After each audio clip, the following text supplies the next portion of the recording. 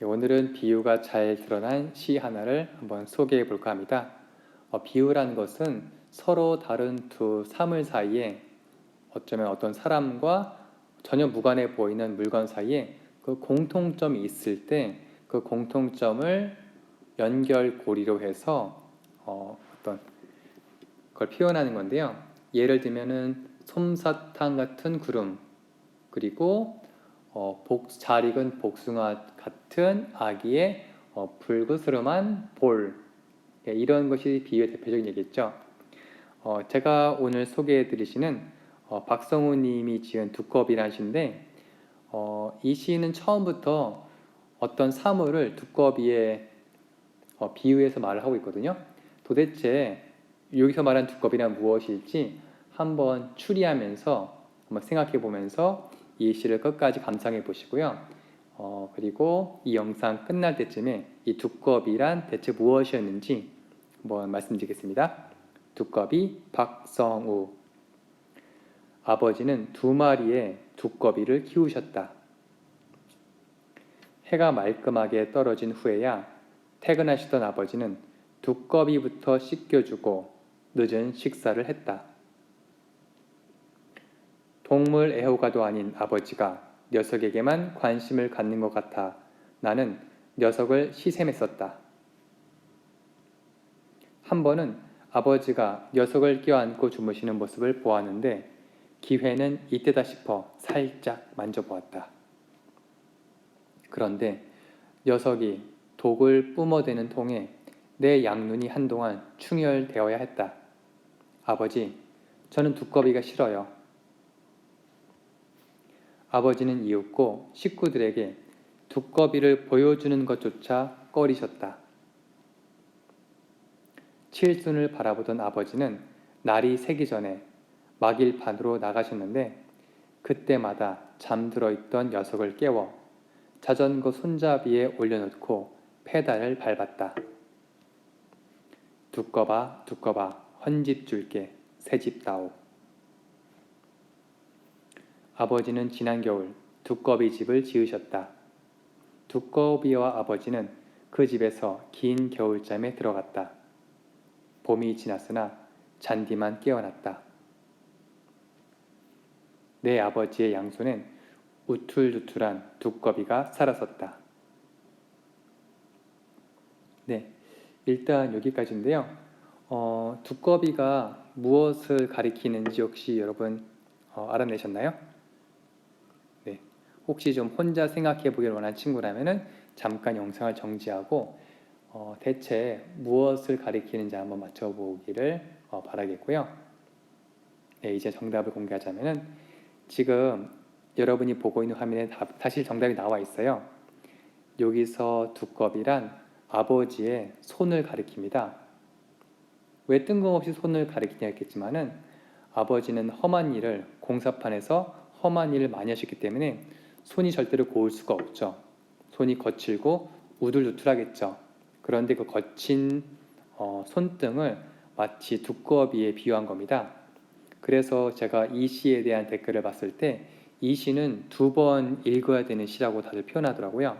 그래서 한번 이제 두꺼비가 무엇을 가리키는지 알았으니까 한번 이걸 생각하면서 염두에 두고 한번 읽어볼게요. 아버지는 2마리의 두꺼비를 키우셨다. 손이 2개니까요. 해가 말끔하게 떨어진 후에야 늦게 퇴근하셨나봐요. 아버지는 두꺼비부터 씻겨주고 늦은 식사를 했다. 손이 좀 많이 더럽혀져 있으니까 손부터 깨끗이 씻고 식사를 하셨던 거죠. 동물 애호가도 아닌 아버지가 녀석에게만 관심을 갖는 것 같아 나는 녀석을 시샘했었다. 그냥 지금 이 시인이 뭐 여자인지 남자인지 모르겠지만은 아버지가 퇴근하면은 나부터 좀 나한테 인사하고 나한테 오길 바랬는데 아버지는 혹시라도 뭐 병균이라든지 아니면 험하게 일하는 모습을 보여주기 싫어서 일단 손부터 씻고 나서 자식에게 인사를 했던 거죠. 그런데 자기를 제일 먼저 반겨주지 않는 것 같아서 괜히 심통이 나 있었던 거죠. 한 번은 아버지가 녀석을 껴안고 주무시는 모습을 보았는데 기회는 이때다 싶어 살짝 만져보았다. 괜히 자기 자식들이 손을 만지면은 아버지가 험하게 일하는 거 알고 속이 상할까 봐 아버지는 손등조차 만지는 거를 잘 허락하지 않으셨나 봐요. 그렇게 만져봤는데 손이 너무 거친 거예요. 그래서 아버지가 힘들게 일하시는 것을 알고는 눈가에 눈물이 나올랑 말랑한 그런 상태인데, 보통 사람이 눈물 날 때 눈이 충혈되기도 하거든요. 눈물이 나려고 했다. 그 말을 이런 식으로 마치 두꺼비 같은 손이 독을 뿜어댔다고 지금 비유적으로 표현한 거죠. 아버지 저는 두꺼비가 싫어요 하는 말은 아버지가 이렇게 고생하는 모습이 보는 것이 좀 힘듭니다. 보기. 사실은 그 말을 한 거고요. 아버지는 이윽고 식구들에게 두꺼비를 보여주는 것조차 꺼리셨다. 식구들이 속상해하니까 그냥 손도 잘 보여주지 않고 주머니 같은 데다가 넣으시던지 아니면 뒷짐을 지고 다니셨겠죠. 칠순을 바라보던 아버지는 날이 새기 전에 막일반으로 공사판으로 나가셨는데, 그때마다 잠들어 있던 녀석을 깨워 자전거 손잡이에 올려놓고 페달을 밟았다. 칠순이면은 흔히 말해서 70살 말하거든요. 그때까지도 힘든 일을 하셨다는 건데, 자전거를 타고 그러니까 자전거 손잡이에 두꺼비를 올려놨단 말은 뭐냐면, 당연히 자전거를 운전하려면 두꺼비 같이 거친 손을 손잡이에 올려놔야 되니까 이렇게 비유적으로 표현한 거죠. 두꺼봐 헌짓줄게 새집다오. 이거는 모래판에서 여러분들 하는 그런 전래놀이라는 거 한두 번쯤은 해봤을 겁니다. 혹시 모르면은 이 두꺼봐 헌짓줄게 새집다오로 검색하시면은 어떻게 하는 모래놀이인지 아실 수 있을 건데요. 그 다음 연에 보면은 또 의미심장한 말이 나오죠. 아버지는 지난 겨울 두꺼비 집을 지으셨다. 두꺼비 아버지는 그 집에서 긴 겨울잠에 들어갔다. 요즘은 사람이 죽으면 어른들이 돌아가시면은 화장을 해서, 즉 그거를 불태워 가지고 뼈가루를 낙골당에 모시기도 하지만은 전통적인 방식은 사람의 시신을 관에다 넣고 그 관을 땅에 묻고 그 위에다가 좀 동그랗게 어떤 봉분을 싼다 하거든요. 근데 그게 두꺼비 어릴 때 하는 두꺼비 집과 멋이 비슷한 거예요. 그래서 아버지가 돌아가셨던 말을 두꺼비 집을 지으셨다는 말로 바꾼 거죠.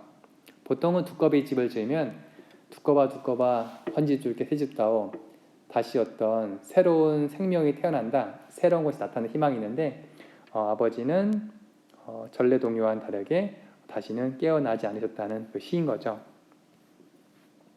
내 아버지 양손한 우툴두툴한 두꺼비가 살았었다. 네, 저도 이 시를 친한 선생님을 통해서 우연히 알게 된 시인데, 제가 이제까지 읽었던 시 중에서는 정말로 비유를 참 아름답게 표현한 시 같아요. 여러분들에게는 어떤 느낌일지 모르겠는데, 여러분들이 지금 이 시를 감상하는 것보다 여러분도 지금 여러분이 여러분 부모님 같은 나이가 되었을 때 이 시를 읽게 된다면은 전혀 다른 느낌으로 다가올 겁니다. 네, 좋은 비유가 나온 시 하나 보여드리고 싶었고, 여러분도 한번 지난번에 말씀드렸던 것처럼 한번 서로 다른 두 사물 사이에 어떤 공통점을 찾아내가지고 그걸 바탕으로 이렇게 한번 시를 써보시면 좋을 것 같아요.